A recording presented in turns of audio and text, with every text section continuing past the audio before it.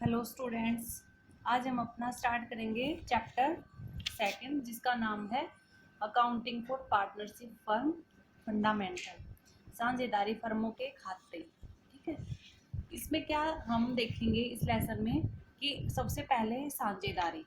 ठीक है, साझेदारी के खातों से पहले हमें देखना पड़ेगा कि साझेदारी है क्या। ठीक है, तो उसके लिए हम देखते हैं कि देखिए हमारे आसपास हमने कई देखे होंगे गाँव में, या वैसे भी आप सबने देखा होगा कि आप सुनते होंगे कि उन दोनों ने मिल के काम स्टार्ट किया, कोई मिल के बिजनेस स्टार्ट किया है, दोनों ने कोई पार्टनरशिप स्टार्ट की है।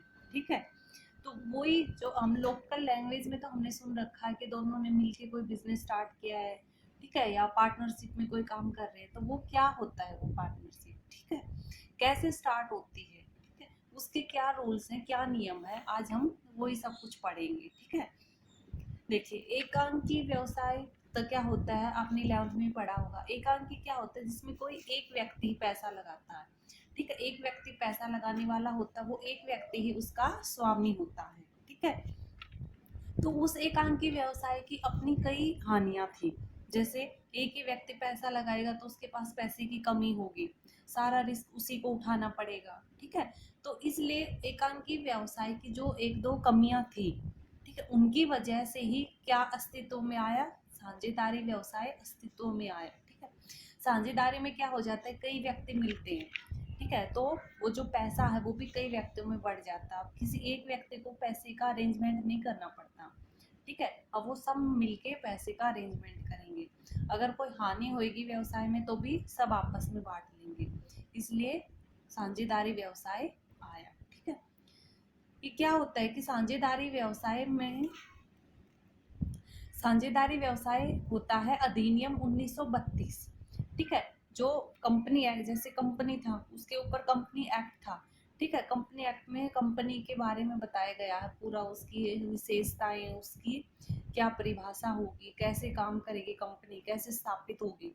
तो वैसे ही साझेदारी के लिए भी है साझेदारी अधिनियम 1932। ठीक है, इस एक्ट के अंतर्गत, इस अधिनियम के तहत साझेदारी की स्थापना होती है। ठीक है, साझेदारी कैसे काम करेगी, कैसे व्यवसाय करेगी, ठीक है, वो सब कुछ इसमें बताया गया होता है। तो ये एक नंबर में आ जाता है कि साझेदारी कौन से अधिनियम के तहत आती है, तो कौन सा अधिनियम है, 1932। ठीक है, तो ये था हमारा साझेदारी। अब नेक्स्ट है साझेदारी प्रकृति की, साझेदारी फर्म की प्रकृति, नेचर क्या है। देखिए साझेदारी प्रकृति, जो पार्टनरशिप फर्म होती है उसका अपना अलग अस्तित्व होता है। ठीक है, ऐसा मानते हैं साझे वो लेखांकन। ठीक है, अकाउंटिंग, हम लेखांकन के हमने पढ़ा था ना 11th में, फर्स्ट टॉपिक की लेखांकन में व्यवसाय और उसके स्वामी को अलग माना जाता है। तो ऐसे ही साझेदारी और साझेदार को अलग माना जाता है। ठीक है, दोनों का अलग अस्तित्व होता है, लेकिन क्या कहते हैं, कानून जो है, कानूनी दृष्टिकोण से साझेदारी फर्म को अलग इकाई नहीं माना जाता। लेकिन कानून के तौर पे अगर हम देखें तो साझेदार और साझे जो फर्म है वो अलग नहीं है। अगर फर्म को लॉस होगा तो कौन देगा, साझेदार। ठीक है, फर्म को फायदा होगा तो कौन किसमें बटेगा, साझेदारों में। इसलिए साझेदारी को, जो साझेदारी फर्म है उसको साझेदारों से अलग नहीं माना जाता। लेखांकन की दृष्टिकोण से तो हम अलग मानते हैं, इसीलिए तो हम जो है अलग प्रकार से इसका रिकॉर्ड करते हैं। जैसे व्यवसाय के स्वामी ने व्यवसाय से कुछ पैसा निकाला है, जिसको क्या बोलते हैं हम, आहरण। ठीक है, तो उसका अलग से लेखा होगा। तो लेखांकन के दृष्टिकोण से तो हम दोनों को अलग अलग मान लेंगे, लेकिन कानून क्या कहता है कि साझेदारी फर्म साझेदारों से अलग नहीं होती। ठीक है, नेक्स्ट है साझेदारी फर्म की परिभाषा। तो साझेदारी फर्म की परिभाषा बताई गई है, जो इसका एक्ट है, जो अधिनियम है, उसी के तहत बताई गई है। साझेदारी अधिनियम 1932 की धारा 4 में कि साझेदारी उन व्यक्तियों का पारस्परिक संबंध है जो किसी ऐसे व्यवसाय के लाभों को बांटने के लिए सहमत हुए हैं जो उन सबके द्वारा अथवा उनमें से किसी एक के द्वारा सबकी ओर से संचालित किया जाता है। ये अधिनियम क्या कहता है साझेदारी की परिभाषा में, कि साझेदारी उन व्यक्तियों का पारस्परिक संबंध है। ठीक है, वो वो व्यक्ति आपस में संबंध में होता है जो किसी ऐसे व्यवसाय के, ठीक है, किसी ऐसे व्यवसाय के लाभों को आपस में बांटने के लिए सहमत हुए, यानी कि वो सहमत हुए हैं कि हम व्यवसाय के लाभों को आपस में बांट लेंगे, ठीक है। और वो व्यवसाय है कौन सा, जो उन सबके द्वारा, ठीक है, उन सबके द्वारा चलाया जा रहा है वो व्यवसाय, या उन सबकी तरफ से कोई एक या दो व्यक्ति चलाते हैं। जैसे होता है ना, कई बार अगर पार्टनरशिप में बड़ी है, जैसे 20 व्यक्ति हैं किसी पार्टनरशिप में, ठीक है, तो 20 के 20 तो उसका प्रबंध नहीं करेंगे कि भाई हर चीज के 20 के 20 के ऊपर सहमति हो, ठीक है। कोई भी डॉक्यूमेंट होगा तो 20 के 20 साइन करेंगे, कोई भी डिसीजन होगा तो 20 के 20 नहीं। वो क्या करते हैं कि आपस में सहमति करके अपने में से ही एक या दो व्यक्ति को उसका क्या बना देते हैं कि आप ही इसका संचालन करोगे, आप ही इसके कामों को देखोगे, हम तो जो लाभ होगा वो आपस में बांट लेंगे, हानि होगी वो बांट लेंगे, लेकिन इसके जो रूटीन के काम होंगे वो आप ही देखोगे। तो साझेदारी में ये जरूरी नहीं कि जितने भी साझेदार हों वो प्रबंध में भी भाग लें, यानी कि उनकी तरफ से साझेदारी का मैनेजमेंट, उनकी तरफ से एक या दो व्यक्ति, वो जितने भी चाहे उतने व्यक्ति उसमें भाग ले सकते हैं, लेकिन ये कंपलसरी नहीं है कि सारे के सारे ही भाग लें। और ये मतलब हो भी सकता है कि सारे भाग लें, तो लेकिन ये ऐसा जरूरी नहीं है कि जितने भी व्यक्ति होंगे वो सारे ही मैनेजमेंट में भाग लें, ठीक है।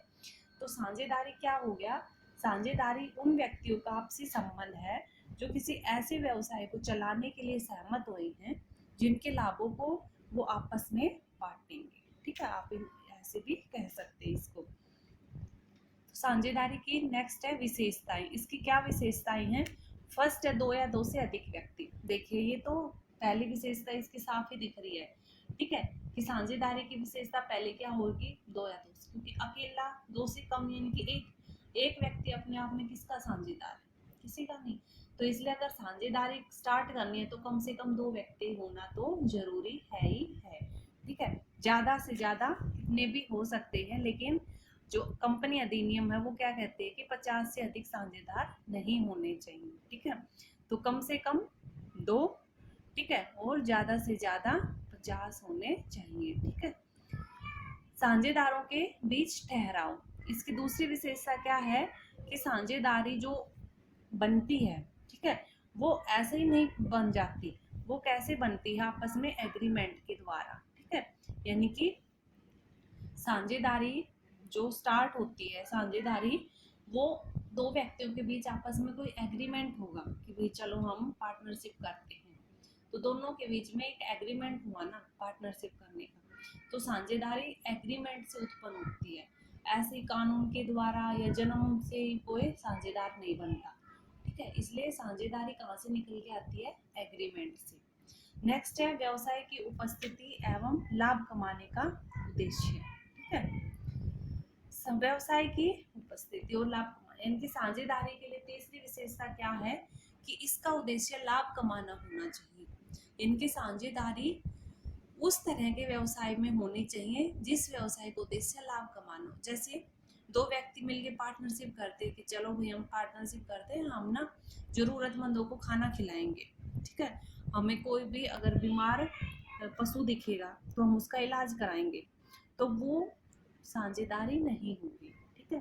साझेदारी व्यवसाय कब होगा, जब वहां पे कोई ऐसा काम किया जाएगा जिसका उद्देश्य क्या होगा, लाभ कमाना, ठीक है।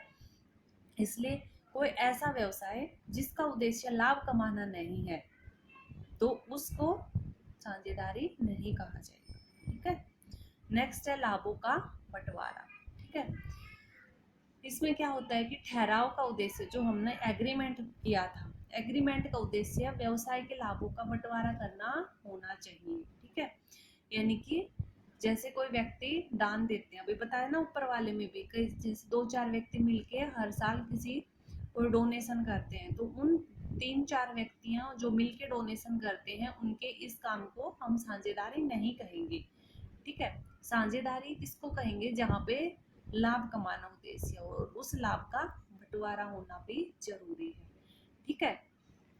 तो इसमें क्या है कि उस लाभ का बंटवारा होना चाहिए, और लाभ का बंटवारा होता है वैसे ही हानियों का भी आपस में बंटवारा होना चाहिए। लेकिन हानियों के बारे में एक चीज कही गई है साझेदारी में कि सब साझेदार मिलके, ठीक है, सभी पार्टनर्स मिलके ये डिसाइड कर सकते हैं कि वो, जैसे ABCD है, तो ABCD मिलके ये डिसाइड कर सकते हैं कि हम A को सिर्फ जब लाभ होंगे ना तब हिस्सा देंगे, अगर हमें हानि होगी तो हम वो हानि A में नहीं बांटेंगे। तो ये तो हो सकता है कि वो हानि में साझेदार ना हो, ठीक है। तो अब हम यहाँ पे A को साझेदार कहेंगे क्योंकि वो लाभ में तो भागीदारी लेता है लेकिन हानि में नहीं लेता।